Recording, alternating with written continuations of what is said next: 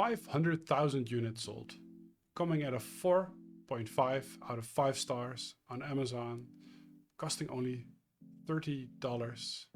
4 fans spinning at 1200 RPM. We're talking about the Klim Wind.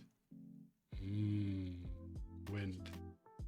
Hey, what is up everyone? Welcome. So we had a short intro. Today we're going to take a look at the Klim Wind and if it's worth it, because it's got a 4.5 out of 5 star rating, and the ratings are all over the place. Some people are super happy with it and some people are telling it's complete garbage. Or one saying it's cooling extremely well and the other one is saying it's not cooling anything. So let's see what it actually does and if it's actually worth it. Because this is by far one of the most sold cooling docks out there. Now, let's address the elephant in the room. There is a lot of cooling docks just like it. They are exactly the same visually. So what happens here is there's companies like Trust or laptop cooling pad, notebook. They're all using the same mold. So the shape is the same, but the fan blades or the internals are a little bit different. Each company assembles the total product with their own little bits. So, but I've picked Klim as it's by far the most sold cooling dock out there. And we're just gonna see how it works. We're first gonna take a look at it, we're gonna test it, and we're gonna see what it does to a little piece of paper and what it does to temperatures. And I'm gonna show you my methodology of testing in a second. So for $29, $30, kind of depends on when you're buying it, this is what you get. They were flexing with the extremely well braided cable. Well, I mean, it's a cable. Nothing too fancy, to be very honest. It's fine, it's rather short, but I think it's good that it's short as you don't want a really long cable. I mean, it's a fine cable. I don't see anything going to happen with it anytime soon. This is the cooling dock itself. We have little feet or slide stoppers, as you might call them. We have 4 fans, I think positioned perfectly for almost any laptop, but we're gonna come to that in a second. Now we have a pretty nice looking cooler. Over here we have a place where we can store the cables.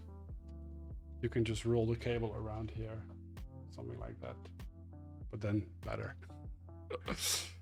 And we have a few feet, which are actually very necessary, but I will show you what I mean in a second.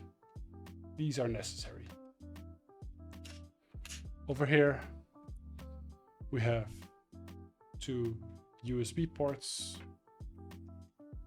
One is already used, so we have an extra one. And we have 2 little wheels to control the speed. That's basically it. Now for the build quality I mean, if they're saying this is a flimsy build, I do not agree with them. I am quite strong and there is almost no flex whatsoever on the grill. Backside, we could call this a little flimsy, but I mean, it's fine. This is not going to break. Feet, something that easily breaks. I don't think you want to put too much pressure in this direction. You might break it off, but hey, it's hard plastic. What do you expect?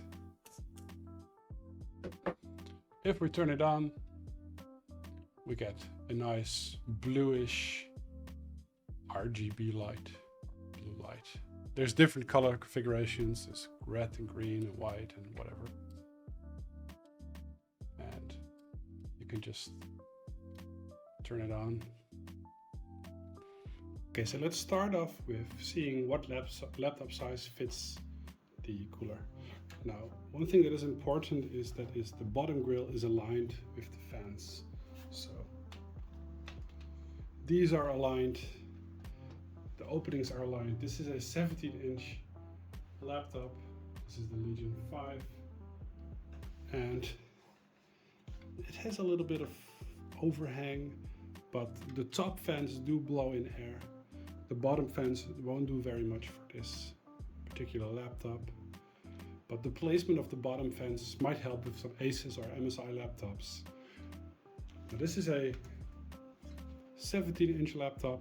I mean, it fits, it hangs a bit over, but it's not like on the edge of falling or anything. It's quite sturdy. This is perfectly good to use like this.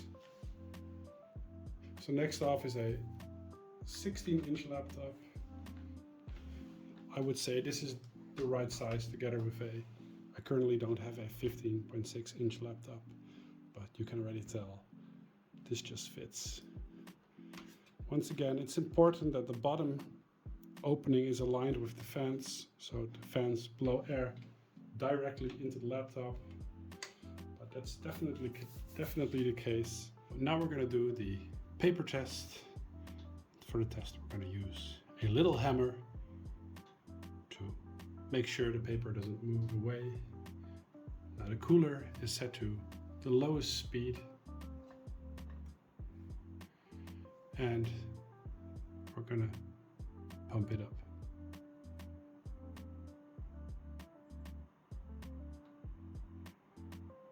So it's definitely moving the paper around. But one thing I did kind of find surprising, and I just mentioned it with the feet. Look what happens to the paper if I put it flat. I can now remove the hammer. This is basically what happens with laptops as well. If you place a laptop flat on a desk, the fans cannot suck in air now as it's too flat on the desk. Watch what happens if I move the cooler up a bit. There we go. So it's flat on the table, it doesn't go anywhere. You can see it moving, but you can barely feel any air. But once I lift it up a bit and it can suck the air up. Whoops. There she goes. So this is the same for laptops. This is why you need the feet.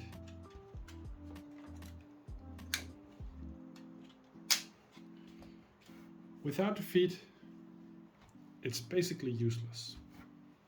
This is why you don't want a laptop cooling dock without feet. The fans simply cannot suck in enough air. Let's see it if it happens. You can see it flying now. Put it flat and the paper stopped moving. So same counts for laptops. If you place a laptop flat on a desk, it cannot suck in enough air. You have to elevate it a bit. So for the benchmark and the testing, we're gonna try 3 options. The laptop flat on a desk. The second method is the laptop elevated with a banana. Why a banana, you ask? It's because I'm hungry, okay? And the last option is with the laptop on the cooling dock. So my methodology of testing is gonna be, I'm gonna set the laptop to a fixed fan speed. Why, you ask? Well, if I set it to an automatic fan speed and the laptop cools enough, the fans on the laptop just won't kick in. So you get an unreliable result.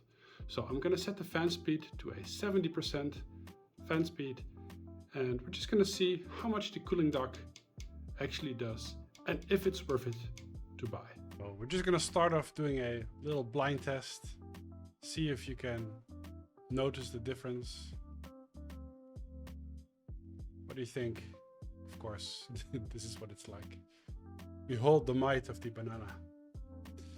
Like we just explained, elevating a laptop definitely works. But I think the cooling it offers for just $30 is just phenomenal.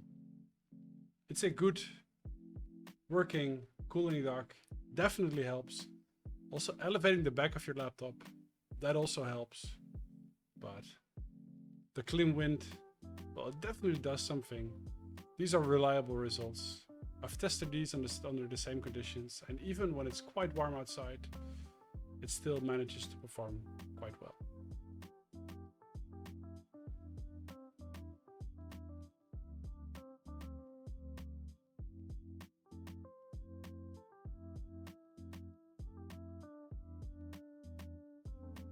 So to conclude the video, is this one of the best budget laptop cooling docks out there?